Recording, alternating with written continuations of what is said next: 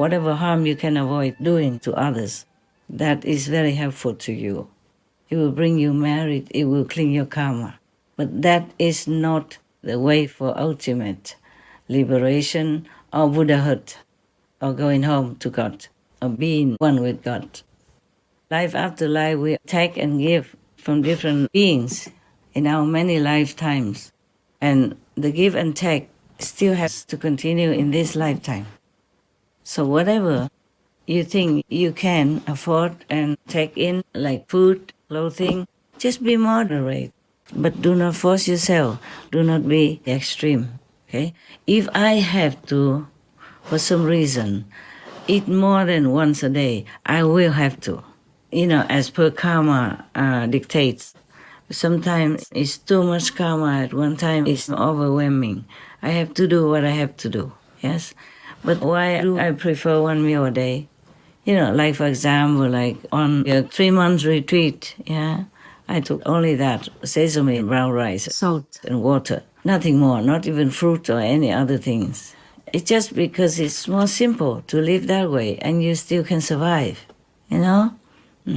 And during retreat, it's more difficult to have people to keep bringing food to you, because you want to be in peace, in quietude, in silence, to be alone, to contemplate on the inner spiritual wealth, to be close to God, to be one with God. So every complication caused by food or clothing is better to be avoided. But that doesn't mean it's forbidden, yes? But if I have to eat more than once a day, by God's will, by heaven's order, or by the karma of the world, I will do that.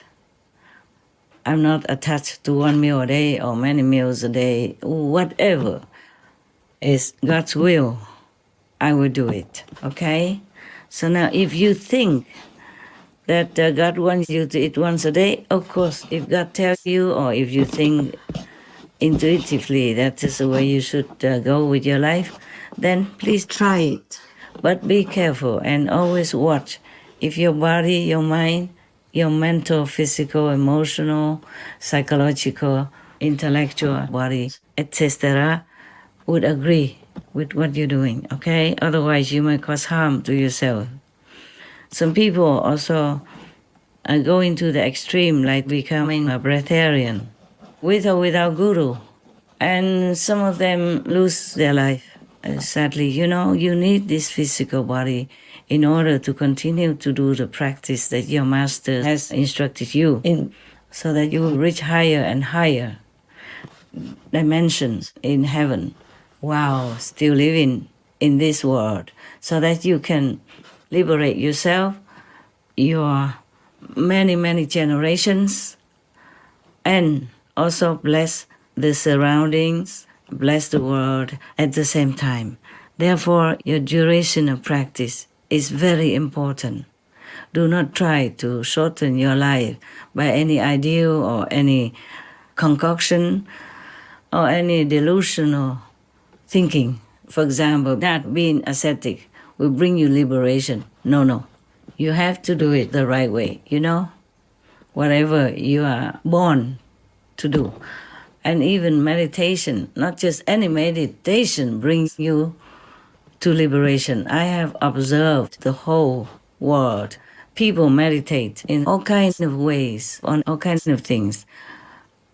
Most of them have the wrong method from a lower master and can't get beyond the third world. A wrong, low-level master could harm you in many aspects, not just spiritually. And if you can't get beyond the third world, it means you will have to return to a physical body, physical life, either on this planet or any other planet in the universe. This is a sad thing, that even many of the zealous demons or astral demons post themselves as priests or monks and nuns, as spiritual masters, and mislead a lot of sentient beings to go to the lower way. of spirituality or path. I saw that and I felt very pained. But whatever karma you have, that's the way you will go on with your life.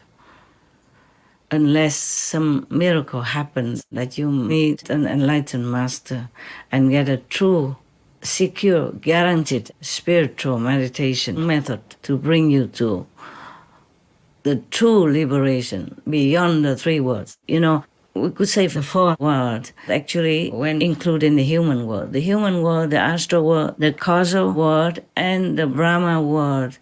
All these worlds will be destroyed one day or another.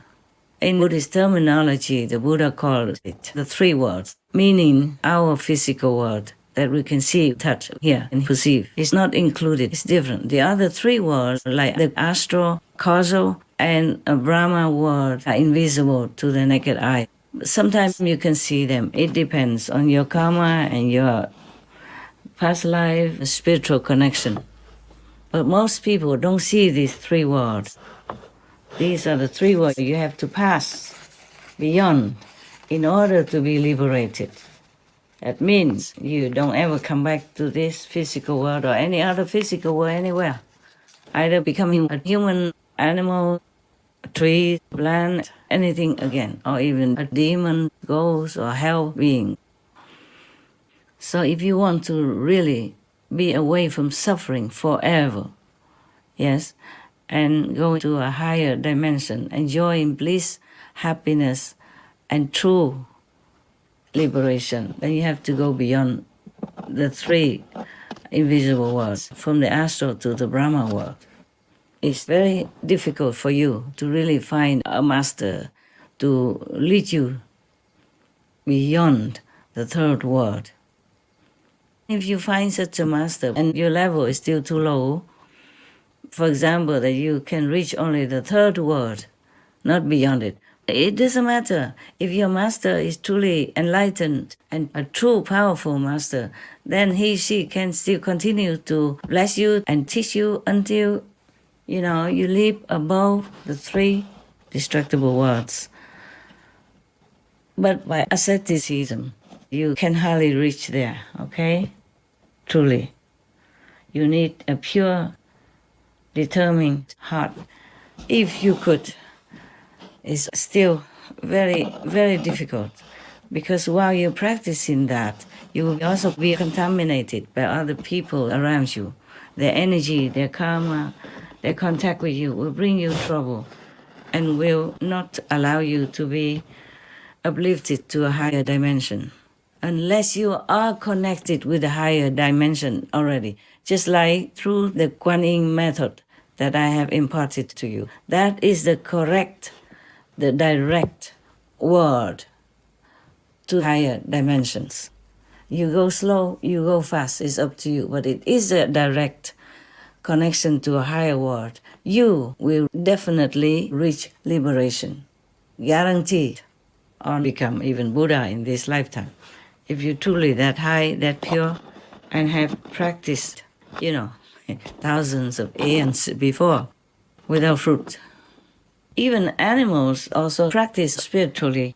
Some snake people also meditate, they practice very well, very diligently, and then they can become human, or they can make themselves appear as humans for short term or forever. Yes? But that is different. To practice just to jump from one species level to another, not to be in a higher heaven or be liberated, become Buddha or become one with God. That is the highest way you can aspire to. Just like in the Kuan Yin method, you are connected directly to the highest possible dimension. And you can reach any stage of that road. It depends on your karma, past life karma, your practice, your sincerity, your purity, and the blessing of all heavens that are always trying to take care of you. Now, if you practice alone, you're not a master, it's quite easy. All you have to do is just receive the initiation from the master with your heart of longing to go home. longing to know God, then you will have it at the end, definitely, guaranteed, 100% true and sure. Any other method, it depends also on the master who has attained a higher level or not. Even in the Kuan Yin method, if somebody just learns halfway, half-baked or just a little bit and thinks that's all there is, because she didn't see the masters before and after inner works, and at the time of initiation, not much more than a silent communication, silent transmission. You see, the so-called disciple, we still receive inner heavenly light and inner heavenly word, or you call it sound, or you call it vibration. I mean, even in the physical body, you can see heaven, you can hear the word of God, the vibration of the spheres, and you will be feeling more and more enlightened each day, and also more and more comfortable in the physical domain. That is because the Master feeds you spiritual power gradually until you grow up and are safe in heavenly realms. So do not try to rely only on asceticism in order to reach your goal. No. If you are practicing the Kuan Yin method, you don't need that. Long time ago, the Chinese Zen master saw that his disciple just sat on the floor in the temple and tried to meditate whatever his way. And he used bricks to, to polish in front of him. And he asked them, what do you think you're doing? He said, I'm trying to make a mirror. And he said, you cannot make a mirror out of these bricks, no matter how long you polish them. So he told him, it's the same. Sitting there will not bring you enlightenment. Just sitting there. No. Yes, because he knew there was the way for enlightenment. The path of enlightenment, you have to walk on that path. Otherwise, you're not going anywhere that you want. Yes. Or it takes many thousands of years or many eons until you find the right path. You just run around in a circle, in a labyrinth, This is difficult to tell outside people if they don't have the experiences inside the way you do. So I'm just talking to you actually, just to remind you of things, okay?